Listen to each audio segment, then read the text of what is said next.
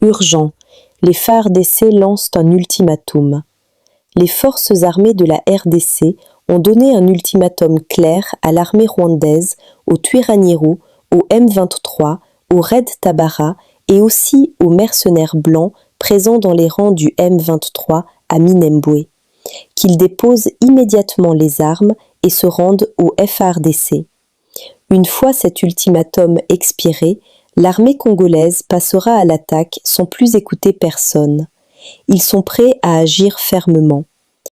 Les FARDC accusent la coalition AFCM 23 d'avoir incendié des habitations appartenant à des civils dans la localité de Rusankoukou, située dans les hauts plateaux de Fizi-Uvira, au sud Kivu.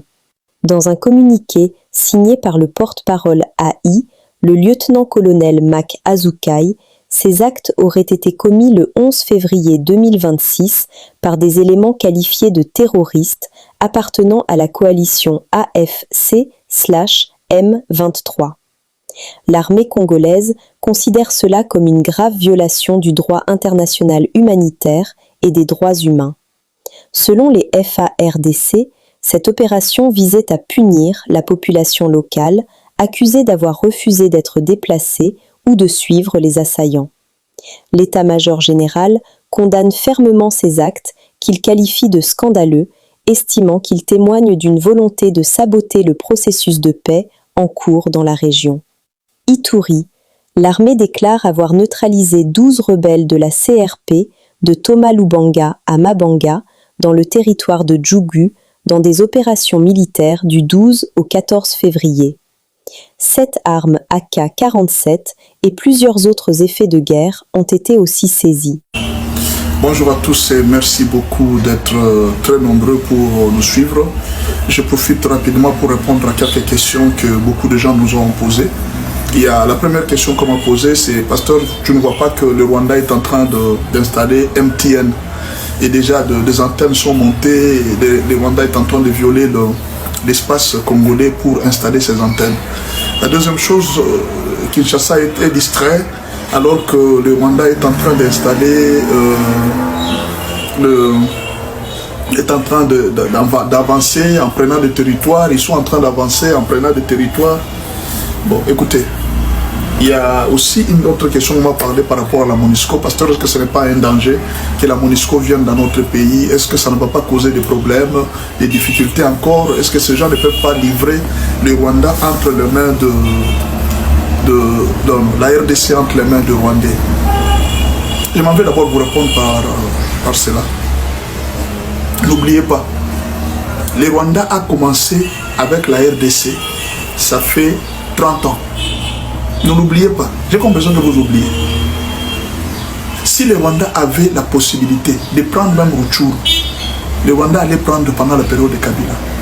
Ils prenaient tout ce qu'ils voulaient en RDC. Ils avaient des fonctions, ils avaient des généraux, ils avaient tout le monde dans toutes les fonctions de la RDC. C'était les Rwandais qui occupaient. N'oubliez pas ça. Si pendant cette période où ils avaient des généraux partout, ils n'ont pas pu installer les antennes, ils n'ont pas pu faire ce qu'ils sont en train de faire maintenant. C'est maintenant qu'ils vont le faire. Maintenant qu'ils sont en perte de vitesse, c'est maintenant qu'ils vont le faire. Le Rwanda a été distrait. Certes, peut-être que le Rwanda avait reçu la mission de balkaniser la RDC, c'est possible. Mais il y a une chose que vous devez savoir, le Rwanda a été alors distrait par les minéraux de la RDC. Le Rwanda a fait des chiffres et le Rwanda pensait que tout cela resterait éternel. Alors Dieu a décidé de mettre fin à cela. Tout ce que vous êtes en train de voir le Rwanda faire, c'est... Vous voyez quand un tyran refuse de laisser le pouvoir. Je me rappelle, vous vous rappelez de Kengo Adondo. Un jour, il était en train de déclarer « Kisangani ne tombera pas, Kisangani ne tombera pas » pendant que Mouzé était en train d'arriver. Mais quelques temps après Kisangani est tombé, les villes étaient en train de tomber. Ça allait si vite. Mouzé a fait 7 mois de l'Est jusqu'à Kinshasa. Ça n'a pas traîné. Alors, juste à Goma, quitter Goma pour arriver à Maniema et autres, Kagame a fait combien d'années? Ça fait 1 année qu'ils ont pris Goma. Ils ont avancé dans quelle ville? Ouvira seulement ici, c'était des verrous. Ils voulaient aller jusqu'à Académie. Ils ont fait combien de temps? Ça fait 1 année. 1 année maintenant. Ils ont fait quoi? Tout ce que Kagame fait, c'est déjà passé. La deuxième chose que je vais vous dire, ne croyez pas que la guerre entre le Rwanda et la RDC était une petite guerre. Je vois des gens dire, le Rwanda est un petit pays. Le Rwanda, c'est un pays pauvre. Il n'a pas d'argent pour acheter des armes d'une grande qualité. La guerre qui se passe au Congo, ce sont des armes que les grandes nations utilisent. Les armes qu'on utilise en Ukraine, les Rwandais avaient ça. Des armes sophistiquées, des brouillages de GPS. Les Rwandais, les armes pour brouiller les avions. Vous pensez que c'est une guerre facile? L'Union européenne avait tout donné au Rwanda. Les armes sophistiquées. L'objectif, c'était d'extraire les minéraux du Congo et de les vendre à vil prix. Et les Rwandais, ça l'arrange, comme ce ne sont pas ces minéraux, ça l'arrange de gagner même des miettes. Ça l'arrange que les pays comme la RDC puissent souffrir. Les Rwandais étaient arrangés. Il était content de ça. Et on lui a donné des armes. Troisièmement, il faut savoir que Kagame ne se bat jamais dans une guerre comme ça. Kagame n'a jamais vaincu de guerre. Kagame utilise la terreur pour gagner une guerre. C'est-à-dire, il arrive, il tue la population. C'était ça la technique qu'ils avaient. Il tue la population et il met ça dans les comptes du gouvernement. Oh, les Congolais sont en train de tuer. Lui-même vient de tuer. Kagame est capable de tuer même les Banyamulenge là. Il les tue pour dire seulement au monde que les Congolais sont en train de tuer les Banyamulenge. Lui-même va, il les exécute. Il dit exécutez-moi ces gens-là. Il les tue. C'est-à-dire c'était l'empire du mensonge. Maintenant, ce qui m'étonne, c'est la peur que vous avez. Si quelqu'un pendant 30 ans, il n'a pas pu faire ce que vous êtes en train de lui attribuer aujourd'hui, qu'est-ce qu'il va encore faire? Pendant 30 ans, il était avec la MONUSCO. Kagame travaillait avec la MONUSCO, n'est-ce pas? Vous savez, non? Il y avait beaucoup des agents de Kagame dans la MONUSCO. Mais il n'a pas pu balkaniser les pays. Alors qu'il avait les avantages. Et alors qu'il avait l'aura dans le monde entier. Partout où Kagame arrivait, on le respectait. Tous les pays africains respectaient Kagame. Tous les pays de la région des Grands Lacs respectaient Kagame. Pendant ce temps-là, il n'a pas pu balkaniser les pays. C'est maintenant que Kagame peut balkaniser les pays. Il a déjà travaillé avec la MONUSCO. Vous avez peur de quoi? Il a travaillé avec la MONUSCO pendant combien d'années? Il n'a pas pu balkaniser les pays. C'est maintenant que vous avez peur. Réfléchissez, non, quand même. Essayez de réfléchir un peu seulement. La deuxième chose, l'aéroport de Goma est ouvert. Il y avait des machines que Kagame avait mis là-bas pour brouiller l'espace aérien, afin que les bombes, les drones ne puissent pas circuler de ce côté-là. Tout cet espace aérien était sous contrôle de Kagame. Vous comprenez? Les Américains ne veulent pas qu'à cause de Kagame qu'il y ait un conflit entre les États-Unis et l'Amérique. Non. Les Américains ne veulent pas ça. Ce n'est pas avantageux. Kagame risque de se montrer comme s'il est plus fort. Non. Ils veulent que eux, les Américains et les Européens, ils puissent eux-mêmes constater les erreurs de Kagame. C'est pourquoi on l'a piégé. Ils signent des accords. Demain, Kagame va prendre Uvira. Les Américains ont dit aux Européens, vous voyez les messieurs que vous soutenez? Ils viennent de signer, mais ils ne respectent pas. Et on est en train de les tendre le pied jusqu'à ce que Kagame va épuiser toute la chance. Vous savez, avant d'arrêter Maduro, J.D. Vance a dit ceci. Il dit, nous avons donné la chance à Maduro. Nous lui avons donné plusieurs occasions pour qu'il puisse reculer, pour qu'il puisse s'amender. Il n'a pas voulu écouter. Mais nous avons été obligés finalement d'agir. C'est ce qu'on est en train de faire avec Kagame. On lui donne toutes les occasions de se mettre en ordre, mais il ne veut pas. Maduro aussi faisait la même chose. J.D. Vance a dit, nous lui avons donné toutes les occasions de se mettre en ordre. Il n'a pas voulu écouter. Nous avons utilisé tous les moyens pour le faire comprendre, de cesser ce qu'il est en train de faire. Il n'a pas voulu écouter, il s'est entêté. Il était sûr avec les Chinois, il était sûr avec les Russes. Mais quand les Américains ont attaqué, ni Russes ni qui, personne n'est venu intervenir. C'est ce que Kagame est en train de faire, il joue avec le feu. L'aéroport est ouvert. Déjà, vous avez vu, la dame est venue avec l'hélicoptère. Et pendant ce temps, on est en train de faire des travaux parce qu'on doit commencer à acheminer l'aide humanitaire.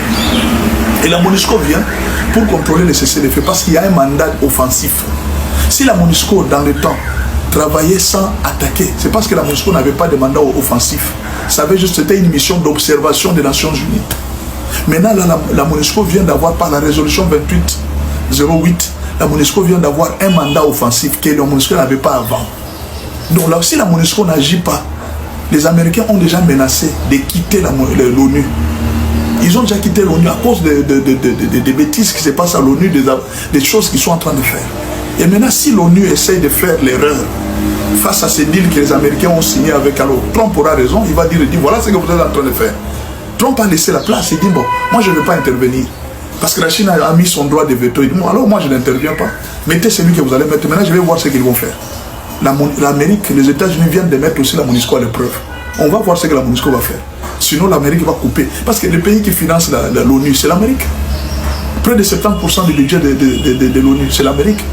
Vous avez vu comment est-ce que Trump a coupé beaucoup de financements. Et aujourd'hui, les gens sont en train de pleurer. Donc ne jouez pas avec les États-Unis. Si on a donné la chance à Kagame, ne croyez pas que cette chance qu'on lui donne, alors Kagame est plus fort. Non, on les laisse, on lui donne encore beaucoup de chances pour qu'il puisse s'amender. Mais il s'enorgueillit. C'est l'histoire du pharaon. Il va finir par tomber. Mais alors, faut-il avoir peur de la MONUSCO? Non, moi je ne vous conseille pas d'avoir peur. Ayez confiance. Et puis n'oubliez pas un grand détail. Tout ce qui arrive aujourd'hui, que les Rwandais n'arrivent pas jusqu'à Kinshasa, ne croyez pas que c'est un hasard. Il y a aussi la main de Dieu. N'oubliez pas ça. J'ai comme l'impression que les chrétiens, ils ont prié pour la paix. Ils veulent que Dieu leur donne la paix, d'après ce que vous pensez. Non. Dieu a sa façon à lui de donner la paix. Avant de donner la paix, Dieu a voulu que l'armée congolaise puisse s'armer, que l'armée congolaise puisse devenir forte. C'est pourquoi Dieu a fait traîner la guerre.